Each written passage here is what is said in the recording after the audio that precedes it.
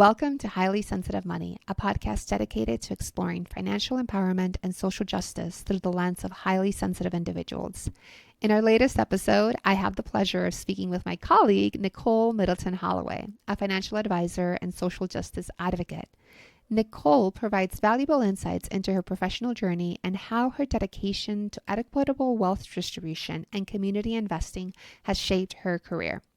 After a transformative experience in Brazil, Nicole pursued a career in finance, focusing on socially responsible and community investing, which aims to provide capital to underserved communities and businesses while generating both financial and social returns. Thanks for tuning in. Welcome to Highly Sensitive Money. I'm very excited to have my colleague, my boss here, Nicole Middleton Holloway. Nicole and I both work at Strategy Squad. She founded Strategy Squad, was it 7 or 8 years ago now? It is going on our 8th year. Wow. Yes. Wow. Going into your 8th year. And I wanted to ask, Nicole is someone who's been teaching me a lot about private placements, about really bringing social justice into investing. So I'm really excited to have her here to share her expertise and how to have people be able to do this. So Nicole, could we start off with your career journey of what you did before finances and what brought you to finances? Sure. So finance and being a financial advisor who focuses on social justice and impact investing. This is kind of I consider it my second career. My first career was actually in the media, in entertainment. First started out in television and cable television, and then I transitioned to working in independent filmmaking. Started off working at a cable network called FX as a lowly executive assistant in Los Angeles, and then really lucked out and got a call to work for actor and activist Danny Glover, and spent probably almost another 6-7 years working with him right hand in various capacities. And at the end of that work, I was starting to get bored a little bit because I kind of knew that I could do most of the job. After you've done a job for so long, you if you're not doing a bunch of new things or things aren't exciting you, I knew that I had skills that I wasn't utilizing. I knew I was really good with numbers and math and but also really cared about economic empowerment. One of the reasons why I worked in film and media to start is because I cared about issues of social justice always, and have always had this activist spirit. And back then it wasn't there, the all the capabilities around Netflix and all the streaming services. So there wasn't as many. Netflix was just beginning. Pretty much, if you wanted to have content, the internet, there was a little bit of that, but it wasn't as the opportunities to put your content out there wasn't as much as they are now. So that's why because I was trying to go that route. But what I realized is that fundamentally, all the things that I was trying to make in stories and media boiled down to economics. It boiled down to wealth inequality and ownership, and all those things were when I kind of had a come to Jesus moment around that, which involved actually a little bit of travel and me being outside of the United States. I think that was really powerful part of my journey, because I really needed to be away from my normal environment to see what other people, especially other Black women in other parts of the world. And me, I went to Brazil and lived in Brazil for a portion of a year. And that context really helped me understand the opportunities that I had being American, being in the United States, that I felt like I was taking for granted.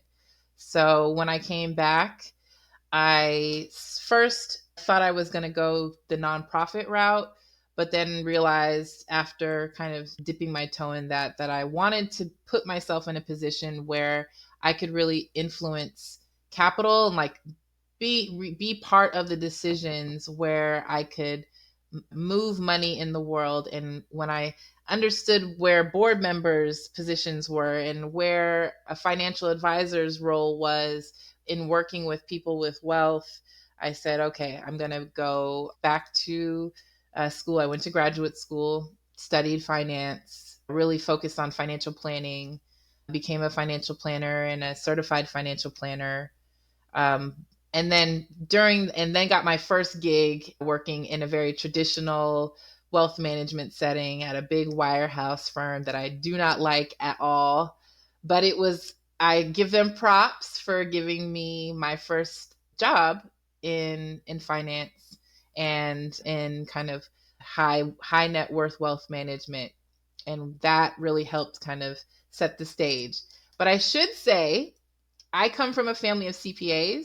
Both my parents owned a practice together when I was raised, and they worked out of their house. So I come from a family who owned a family business as CPAs, and so they were already finance and wealth advisors from a tax standpoint. And so I already kind of had that way of working, and they were my first idea of what a financial advisor is, which I felt like was really unique. These two, professional first generation college students and Black folks who advise all kinds of people around their taxes and tax planning. And so I I knew that I like had those capabilities, though I didn't want to necessarily go and become a CPA or tax advisor. That's funny. That's funny. And there's three things that you said that I want to like pick back up. Like you talked about your activism, right? That you've always been excited about activism. You talked about what it was like to see Black women in Brazil. That's super interesting. While I was working in filmmaking and entertainment, part of the stuff that I got to work with um, Mr. Glover on, what we did quite a bit of work around political organizing. We did quite a bit of work around union organizing, and so it did those. While filmmaking was one thing, and kind of those projects were one thing. Another part of that work was really supporting really growing campaigns around. There was work we did with SEIU. There was work that we did with United Auto Workers, who were trying to organize unions at Nissan plants in, I want to say, Mississippi. So there was lots of other things around social justice that I got to get involved with during that work, and it really inspired me in many ways. Okay. So you were creating like documentaries about it, or you were bringing light to what they were going through? No, actually, it was to see someone like Mr. Glover use his celebrity to help raise visibility around organizing in a campaign. So my job was to get him. Part of my job back then was to get him everywhere he went in the world, from point A to point B. So a lot of coordination, but with through that work, it involved me talking and meeting with people who were organizing the campaigns and promoting their campaigns online and social media. And so I had a whole, there was quite a bit of communications. It was a communications role. So yeah, and there's more other issues, and but they all kind of revolved around issues of social justice and human rights and just dignity of everyday human beings to be able to and not just survive but thrive in the United States and across the globe and other parts of the world. Yeah. And what did you see? Is there anything you want to share around like what it was to be a Black woman in Brazil as opposed to being a Black woman in the US? Yeah, I mean, the opportunities for Black women in Brazil are difficult. Poverty is a huge issue, and in many of those communities, that racism is prevalent. It looks different in a context like Brazil, but you really need to talk with Black women in Brazil to understand the challenges that they have on getting a good education and being able to really, realize their full potential and the full dreams around whatever it is that they would like to go out in the world and do. But education was always a huge way for them to become, professionals or professors or things like that. And there's huge issues. So, I just think that, like, in the US, and the numbers are there, Black women in the US, graduate from college in like some of the highest numbers, but we also take on like some of the hugest amount of student loan debt. I mean, not just Black women, but people of color in general. But I still had that access. Like, I don't know that if I grew up in Brazil, would my parents have been able to start their own CPA practice and raise, and provide us a very like middle class upbringing, just the two of them. And my parents were working from home, in the 90s, back when technology wasn't as easy to be able to run a home business, or remote working was Yeah. not a thing. I was certainly the only person in my you know friend group or in my greater community that I knew whose parents worked from home at that point. So it was definitely a privilege. And I just feel like the social capital that I had as a as a person who went to the University of Southern California, USC, go Trojans. But just having, the ability to do that and to be able to move in the world, like fly Yeah. to Brazil, like they're just things that we just take for granted that a lot of people don't have the resources or the access to be able to do. So those are just some examples, but the whole experience was life changing. It was life changing because I knew when I came back to the Bay Area, I just knew that I was just like, I have to do something. I have to utilize the powers that I have. And it may not stretch across across the world, across continents, but certainly I knew that if I could put myself in a better position professionally here in the US, that I knew that I could make some tremendous impact, at least here at home in the US. Yeah, yeah, and I mean, for me as a child of immigrants, like growing up on the border with Mexico, I never forgot. I think I was like 8 or 9 years old when I realized that being born in the U.S. had given me a huge amount of advantages over my cousins, right, who were born in Mexico. But you're right that a lot of the times in the U.S. we don't acknowledge all the opportunities that are given, and at the same time, it's not to say that it's all where it's supposed to be. There's still so much more progress that needs to be made. But that's beautiful that you had that experience.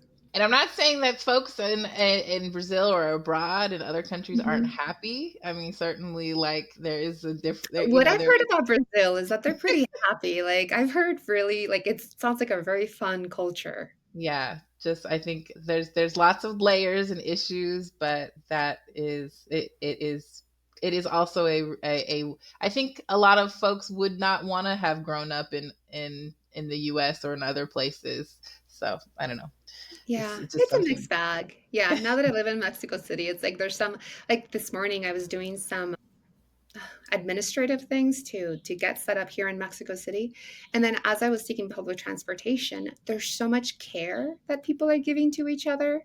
Like there's this like chivalry that they always let me go through first. If they see an older person, like we're all helping them. There's this just like relational aspect that's super important that you see everywhere. And like you don't see that in the US. You don't see that. And I definitely, like, in when I lived in Brazil, it was a definitely a different way of taking care of each other and of people. That it was the first experience that I ever had, that was part of the the life-changing aspect of it, is like, we don't have to treat each other. We should take care of each other, even if they're complete strangers. Like, there's just a different way that we should, because we are all part of, we are people, we are community, we should take care of each other. It's very different. Yeah, It's a very very different, like different much way. more relational cultures. Hmm. Yeah. And one thing I want us to go back into is what I always ask this question of like, what was the financial background of your childhood? And you mentioned a little bit of that with both of your parents being entrepreneurs, both of them being Yes. Black, both of them working from home. And how do you think that that financial background of your childhood affects how you do finances now for yourself, but also importantly as an advisor, as an investment advisor?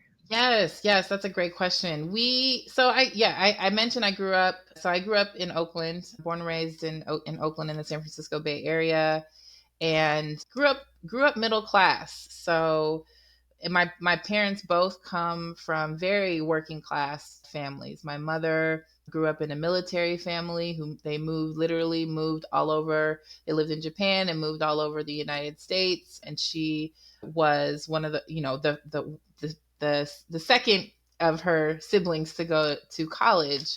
But my father's side of the family is from Arkansas and came out to the Bay Area as part of the kind of great migration during the 1950s and 1960s. Um, so both of them, yes. My middle class background was very different from the way that they grew up, and I think because and so there's that informs part of the ways of my thinking. And then the other part is just seeing my parents work round the clock from the house. Like I knew that my upbringing and the privileges that I had growing up somewhat middle class, I guess, and somewhat secure was as a result of them working, so hard. So my relationship to money had always been associated with money. You can make a decent living if you work really hard. And that is not necessarily the case, for there's lots of folks. And to this day, it seems like people are working even harder and still not able to meet ends meet. But that was kind of that kind of informed my relationship a little bit. I also grew up knowing that my extended family didn't have, are still very, many of them are still very much working class. Many of them did not go to college or start businesses or have the similar level of opportunities that my father and my mom had. I should also note that my mom was the first one who started their business. She uh, she went and was the first one of my parents to become self-employed, and part of that was when she had myself and my sister and I, uh, that she knew that she had to figure out a way that she could work and care for us at the same time. So that is me. I myself, I also now have two girls, and being self-employed and growing a business has been so super helpful in terms of being able to maintain that, being present with my kids while also working really hard. So my parents, even though they worked round the clock, I mean, like pushing 50, 60 hour plus work weeks, they were always around because they worked from my house, so that they worked from the house. Yeah, I knew that, like, as soon as I could, I would get a job. And so I've been working since I was like 16 years old, and it was always very important to me to have financial resources to be able to, meet my needs. And that's kind of like, I just feel like if I have more control over what I earn, that I would say, when I think about it, it goes all the way back to them. And when I was a kid, like, having control over what I earn is so important. Yeah, and I feel that one of the top reasons that women decide to go into entrepreneurship has a lot to do with being able to be a mother at the same time and having that flexibility and being able to change your schedule. Hmm. Yep. Last week, on a Thursday, I got to take the day off and go with my daughter's elementary school class on a field trip. I didn't have to ask anybody, to do that. And we had a fantastic time.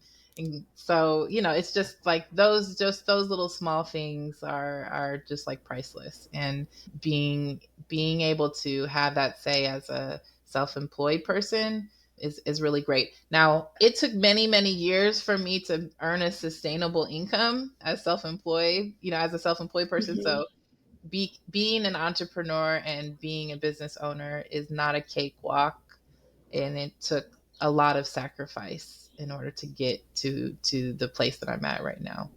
So I Yeah. thank all the people that helped me get here, because I certainly, including you, did not do it alone.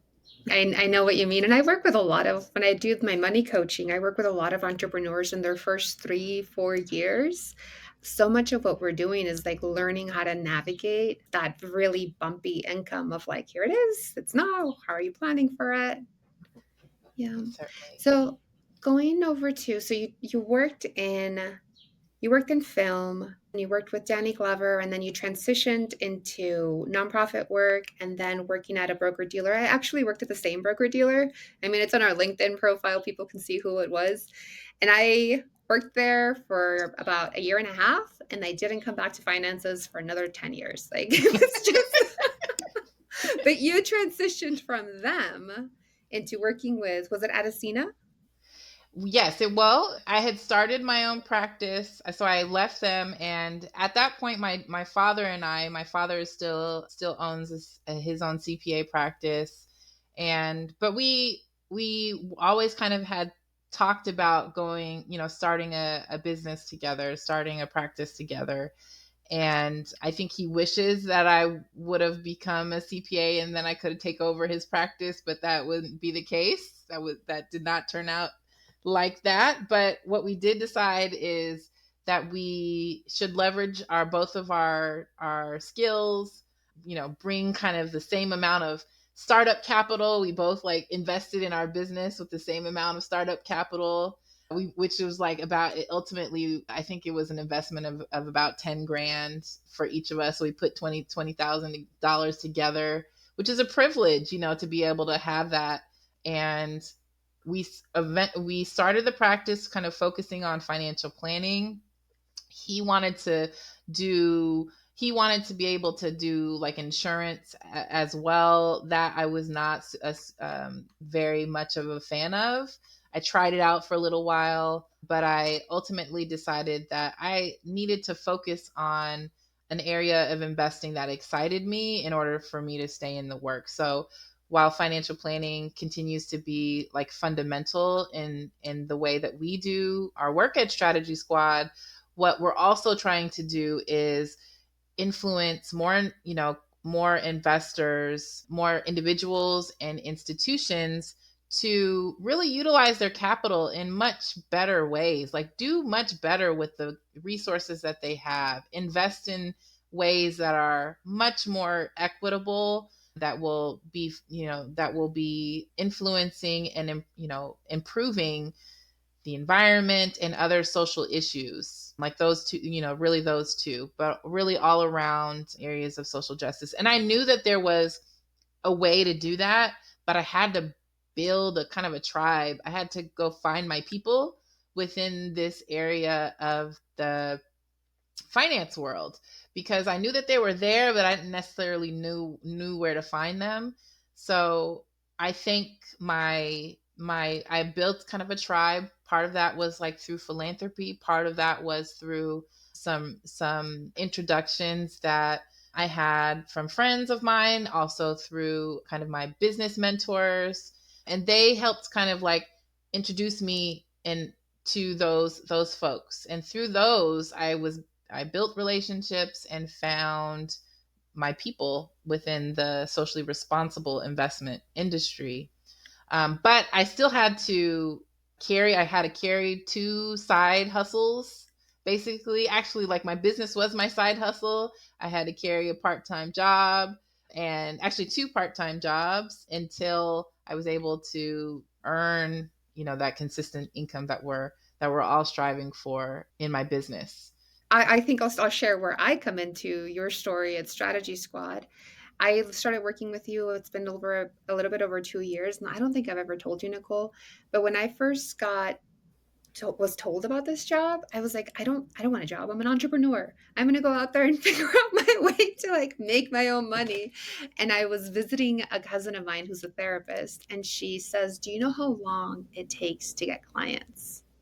Like if in 6 months you're really busy, it's okay, you can let go of the job. But if you're not, you're going to be so grateful that you have that stability." Hmm. Hmm. And I really, yeah, that really resonates with me, because I really thank the people who understood that strategy, like my practice and doing this work was what I really wanted to do, and that I needed to kind of build in additional, forms of Mhm. income, that I could use my skills and support their organizations and their work as well. Like it didn't have to be a ultimatum, like you have to work with Yeah. me here, you can't do that work. And I that was eye opening for me. So I got to give a shout out to Maya Phillipson and Rachel Robichodi. They provided kind of like a part-time bridge role that, I worked with them for a little over a year part-time. That kind of helped me along the way. I also got to give a shout out to East Bay Community Foundation, Alexandra Aquino Fike, and like James Head. Like they're no longer with EBCF anymore, but those were the people who I think saw the importance of why it's important that we help a Black woman become a financial advisor. And also, but like in as a independent, like the independence that I have is so super important. And they saw that, and they were very open to figuring out a way to support it. And so I worked with them for almost 3 years as I was building my practice in my early years. And I Mhm. and I'm really deeply grateful for it. We all need to have those areas of support. And I think like what I realize is like we people like you are so unique in like the skill set that you have. So like if we can only work together in this short capacity, like it's okay. Like you can add something. You are helping us work with our clients, serve our clients, build our practice. And I think like just those other Mhm. organizations, those examples, those people, they understood that thinking. They had the same type of thinking as well. Like we don't need to have all of her. We can have some of her and still accomplish what we want, what we need to. Yeah, yeah, and it's just like the way that we work is different than what it was when people used to work at the same firm for 40 years and have a pension. And like we're both millennials. It's like we both know that the company loyalty isn't there. And at the same time, I think for me, working at Strategy Squad has opened up my mind around money and investments so much. At Strategy Squad, I focus on the financial planning portion, which is really seeing like what are people's goals, where are they going, how are we going to make their money set up to do that. And once we figure out what the return needs to be, it's really handed over to you. And this is where I'm still learning, you're still training me on the private placements, the community investing that Strategy Squad provides clients. I would love to like hear if you want to share an example or two of the places that you're excited about. And I also want to say that when Nicole presents this to clients, you can see how much she loves this work. She loves talking about community investments. I love community investing because for so many reasons, but number one, I know what it's like to be a business that benefits from community investing. Like community investing provided capital to Strategy Squad in our early days to grow. And I get to see the benefit of that. I was able to first hire Gwen on our team and then be able to hire you. But I like that small amount of capital was very impactful. So that's just one reason, but also it is so clear what the impact can be. Yes, so that's an example of clear impact. And community investing to me is much more transparent than investing in the stock market. Like it just is. Like you can buy shares of the S&P 500, you can buy S&P 500 index fund. You can invest in Tesla and all kinds of other companies. You can buy stock, and I'm not saying not to do any of that, but you become you become an owner of those things, and yet, like, what impact is that really having in the world? So to me, community investing, and there's another kind of ethos around community investing called regenerative investing. But I am really interested in folks being into introducing folks to a way that they can utilize their wealth and to move capital in a way that a community can then have much more say on where those resources should go, to have direct impact in places of the country, or with black and brown folks, with low income folks, to be able to build their own businesses like myself, to become homeowners, to change their business models from the kind of standard business to employee owned or employee controlled businesses. So yeah, the community investing is a big category with a lot of different opportunities, some of which are like in the investor's ability to place investments with those funds depends on their net worth, whether or not they're an unaccredited investor or an accredited investor. We can go in and define what those things are, but I love being able to opportunity, and Mhm. like, ultimately it's regenerating systems. It's helping people build wealth. It's helping the environment become better and regenerate itself. Yeah. And So I want to see more people do it. for example, one of the ways that I think of the regenerative investing, it's part of that just transition from like dismantling the old systems that are like too exploitative, they're hurting society, they're hurting in the environment, while building the new, which is community investing is really focused on building the new Yes. solutions on, and Yes. it's sometimes it's very focused on reparations. And one of the things that can be difficult, I think, is that a lot of our clients at Strategy Squad are more like on the wealth redistribution side of things than on the wealth accumulation part of things, Mm-hmm. Mm-hmm. right? So there's this conversation that I have at Rad Planners, which is for like for financial planners who are activists, around is like, how is it okay for wealth accumulators to like be in the S&P 500 when they're not really building the Mm-hmm. good, or and then it's like, as people of color, sometimes you just have to work with what's available. Yep. Yep.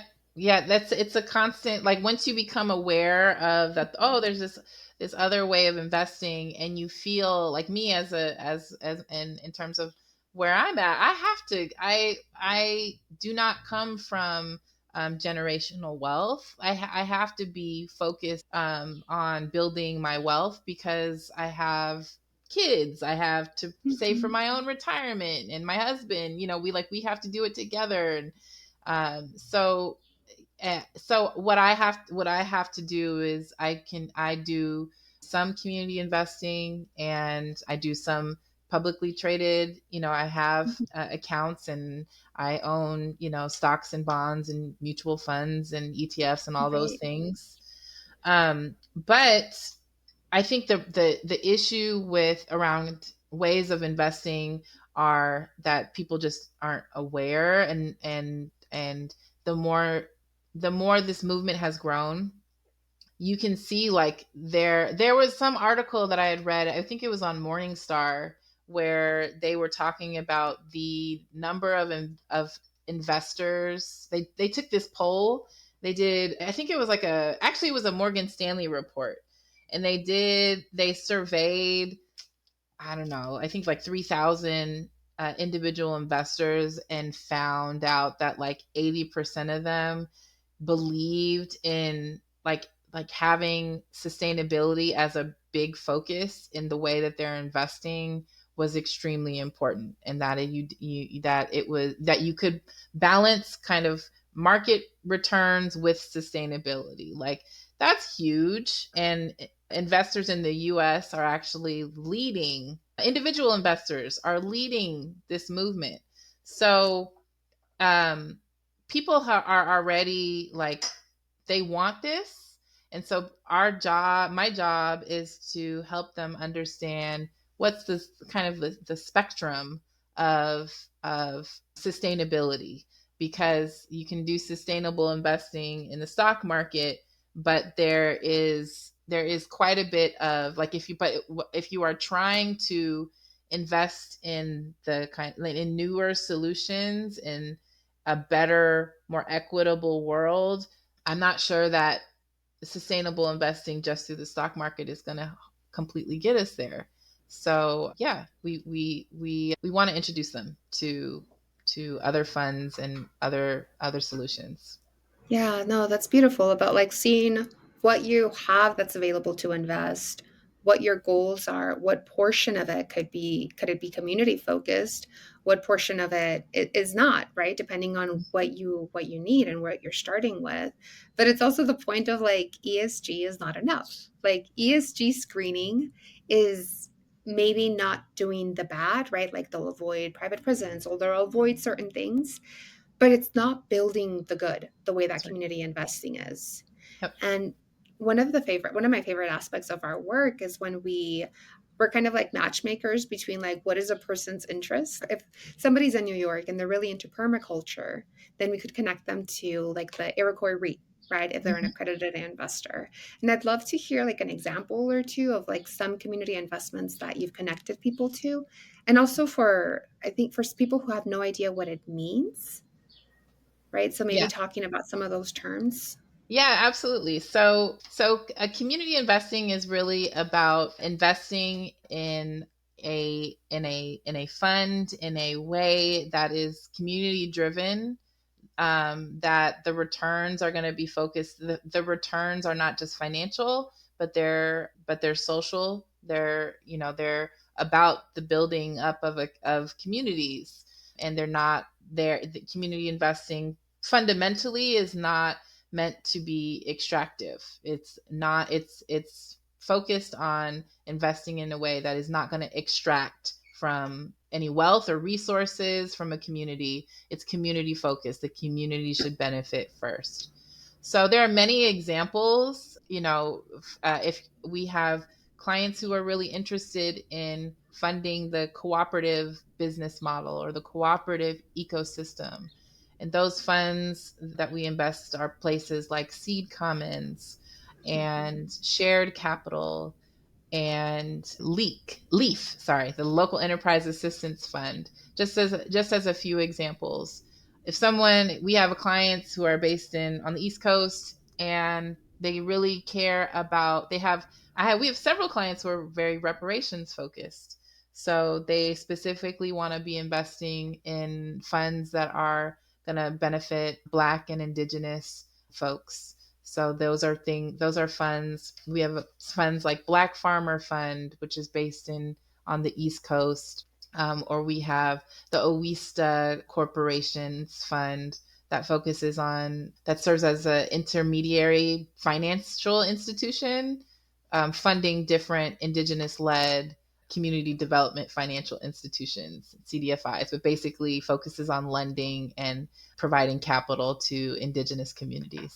So those are just a couple of examples, and they're all over the country, and part of the reason why it's so important to be able to have you on our team is that it takes a lot of time to when we're designing a portfolio and being able to customize it and like be so customized. It takes a lot of time to be able to like weed through the possibilities to narrow them down and recommend them to a client. But community investing, like I said, it's kind of, it's community first, but the levels of return can vary quite a bit, and the they can be everything from a very safe at a credit union, or they can be in a fund that is very high risk with lots of potential for loss of the principal. So, and everything, and kind of like in between. So, I just like to that like part of the narrowing down that we have to do, that I have to do in design of the portfolios, to be very mindful of the risk levels, of the return expectations, and whether or not something like we can tie up a client's investment for a certain amount of time, because many community investments can be illiquid and have terms that could be either very short or very long. Yeah, and that matchmaking we do between these different nonprofits or these different organizations that need funding, and then the people with the funding that want to invest in a way that's not just focused on profit, right? That's That's right. generative, that's regenerative, that's building the future they want to see. That's really important. In the past 2 years that I've been at Strategy Squad, one of the projects that we've been working at my Quaker meeting in Philadelphia, our Quaker meeting has an endowment because it's been around for like almost 200 years, and like money just builds like that. Compound interest just makes money bigger. And we've wanted to have community investing for a while, but there was a lot of like uncertainty around it. People don't understand what it is. We have like a property that needs to be maintained that's like 200 years old. So there's expenses that are associated. Mhm. But because of all of the exposure that I've gained through Strategy Squad on like different community investing, we're moving towards having 10% of our endowment That's great. invested in Philadelphia and places that really are making a difference. Like we're focusing on BIPOC communities, we're focusing on local employment, and that feels really good. That's great. And I think like that's a great example of you have to start somewhere, and even dedicating 10% of a portfolio to community investing does make a huge difference, particularly with a lot of these bigger endowments or, foundation funds. 10% of the portfolio at many of these with many of these institutions is could be millions of dollars, like millions of dollars. And we have had we do have we have nonprofit clients, institutional clients. My experience with, I have a lot of frustrations, I think, with the foundation world, with the endowment world, because so many of them are require, like there's just so much, like they have to understand it, and then they ask advisors to submit RFPs to help advise it. And there's just like it's very slow, like it's very, very extremely slow to get them to move and take action. Meanwhile, like time is ticking and resources are needed, and so I think it really does, like your example of you having you being on the board. Are you on this board?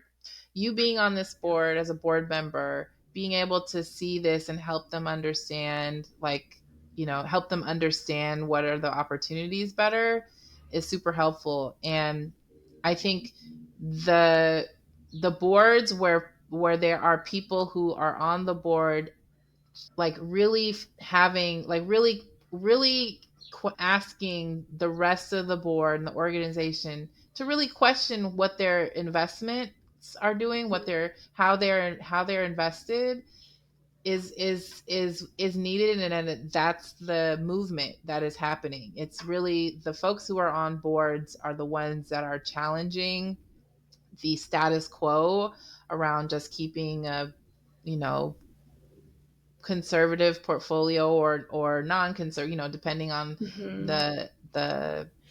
the time horizon and the risk of a portfolio, how it's invested. But does could you take 10%? Could you take the bond side of the portfolio, and could you mimic fixed income, that fixed income portion, but replace that with community investing Mm-hmm. in small or large ways? So yeah, I would say for folks who are listening in, and to be thinking about where do they have influence in. Yes, yes. Because you might say, like, oh, I don't have that much money. Like, I can't do community investing. But are you associated with an organization that does have funds, right? How are Exactly. they investing their money? Exactly. And and it can be frustrating to sometimes feel like you have to be a financial advisor to even have the conversation. Yet there's enough of us financial advisors who can have that conversation that could come in and translate. I know that for Yeah. myself. Like, I know that it was very helpful for me to be both a Quaker, a part of the meeting, a part of the working group focused on investing, and also to have this professional background. Mm-hmm. Mm-hmm.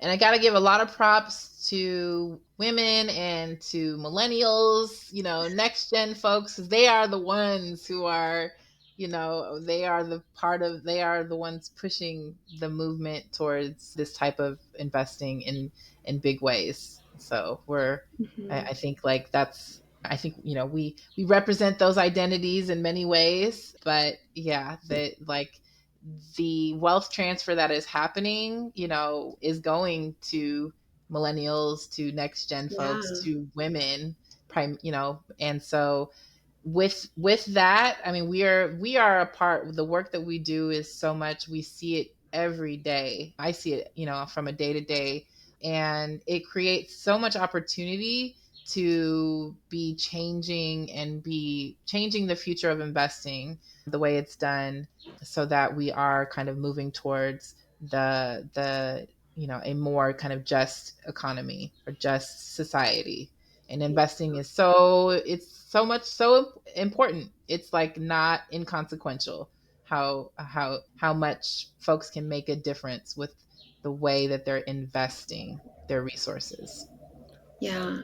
And the investing insurance has such a like dark background, right? Of like it's been used mostly for exploitation.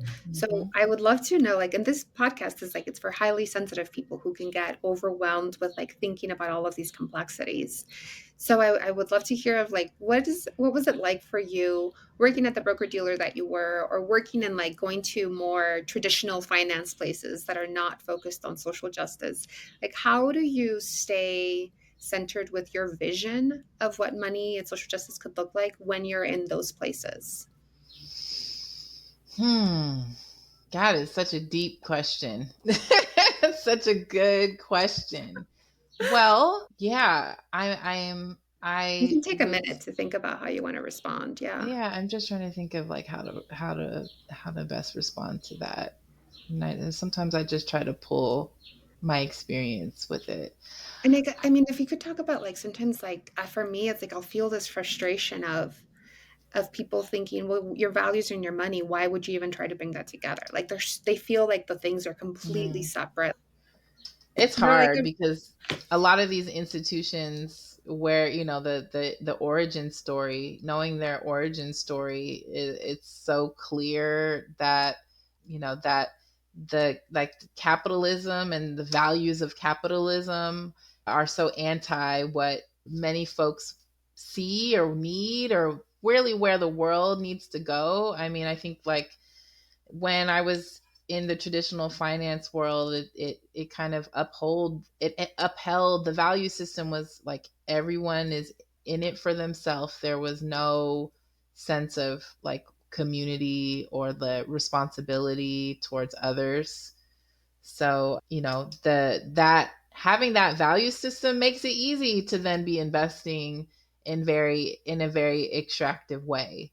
But when you stop and you consider that, yeah, like you're the like one of our clients said recently, which I really loved, was that they didn't want to build their own financial security at the expense of others. And so much of the ways in which wealth is built is on the backs, the way historically wealth is built in this country is through disinvestment and extraction, disinvestment of communities and extraction.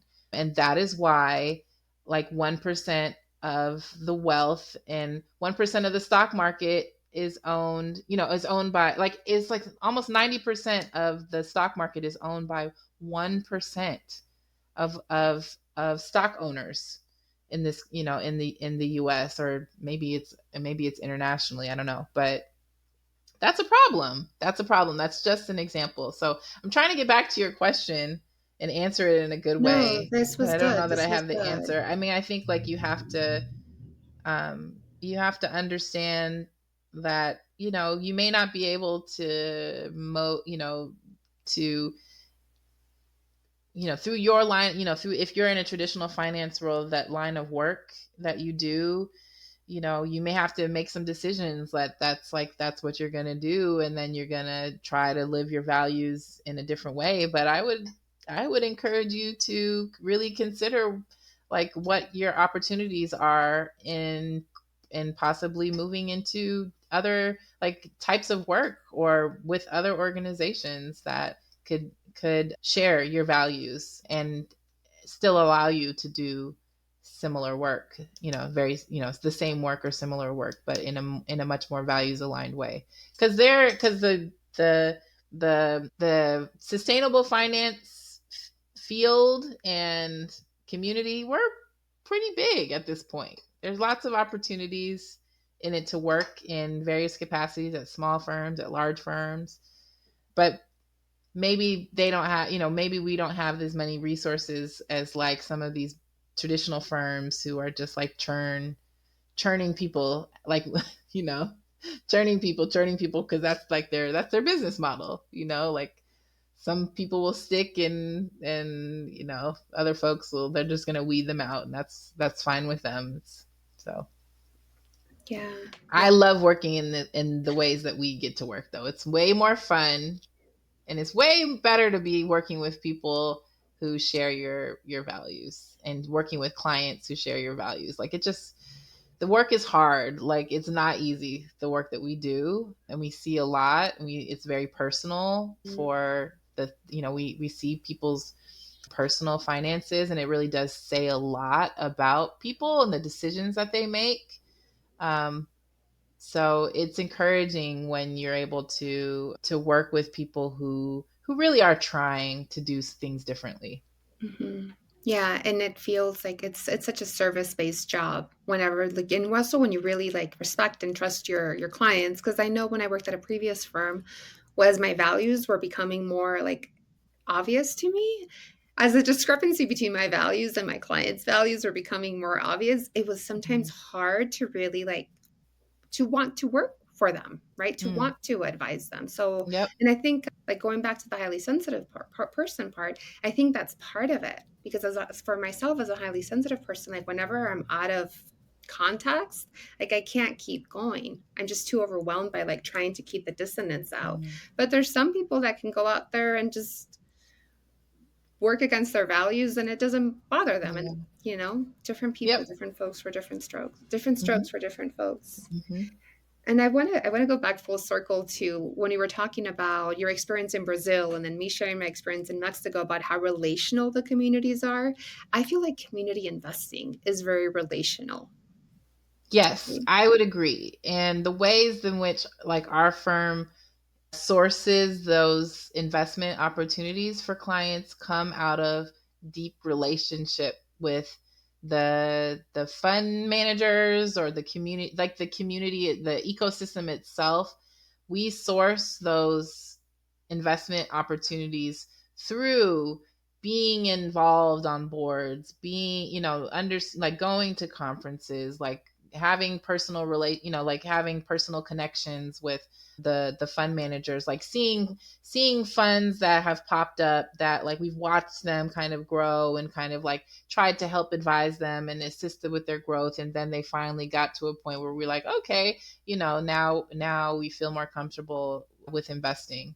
And then I think because we have such a reputation around like understanding that our like we are here to support and to assist with their growth in a non-extractive way. They understand that like as advisors, we're not we're not acting like venture capitalists, or people in private, folks in private equity who are just like trying to squeeze them until they, and squeeze every drop of profit from them.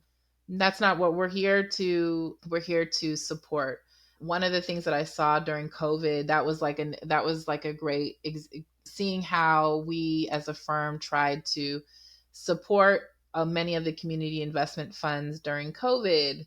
That was another example. Some funds, we tried to help them raise capital for like emergency funding. We, like many of our clients, some of the we understood and were able to talk with our investors about, like, well, return was supposed to be, was expected this year, but actually it's going to be delayed, maybe a year or two because of COVID. Yeah. And just like trying to be a resource and be supportive of the community investment leaders, funds, and the ecosystem whenever we can is what we're about. So yeah, the back to the relational part, it's like the way of being. We are not transactional in the type of funds that we want to support, the communities that we're trying to support. So I think that our clients understand that as well. Like, and that's how we are with our clients as well. Just Yeah. trying to develop that different way of being Yeah. And with you money mentioned too, like, because it can be like that. The different way of being with money, is in capital.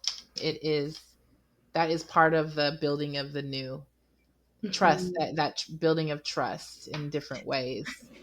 Yeah, Help. because sometimes you can compartmentalize, right? Like, oh, when it comes to money, it doesn't really matter as much. And when you mentioned we're not a private equity, we're not venture capitalists, we're not going in there to like try and extract as much from the community.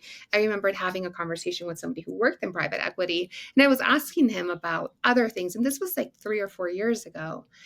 And I think I was asking him about like the how employees were being paid. Was there cooperative ownership? What was the impact of the environment? All these kinds of things. And he looked at me and he's like, "Oh, those are externalities.